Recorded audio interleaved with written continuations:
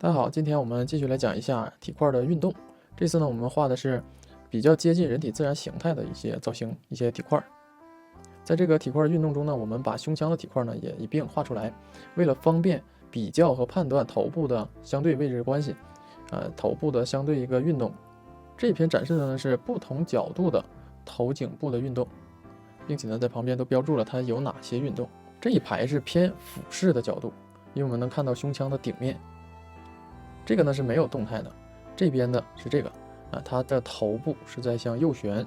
在理解动态的时候呢，我们可以把自己置身于这个角度，就把自己想象成自己的脸朝向这边，然后你感受一下这个动作，你的头在往这边转的时候，就是在往右旋转。这个呢就是左旋加一个后伸，所以说它脸才抬得起来。这边呢是左侧屈，你感受一下我们的头在往左边歪的时候，是不是这样的一个状态？这一排呢就是比较平视的角度，这一排呢是略微带一点仰视的角度，这排也是略微带一点仰视的角度。我们来画一下平视下的头颈部运动。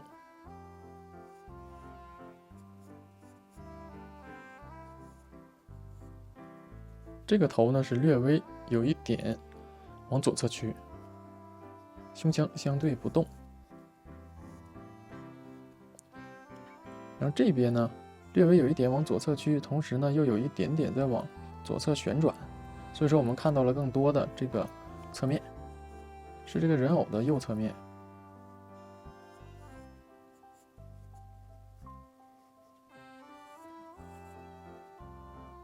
在它运动的时候，这些基本的朝向面，它们的比例关系都在发生着变化。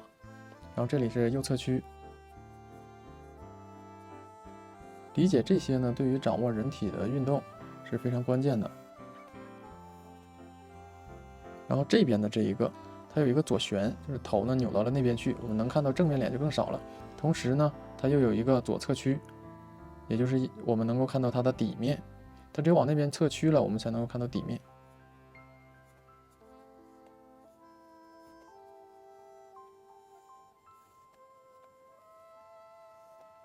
这就是头颈部体块的运动。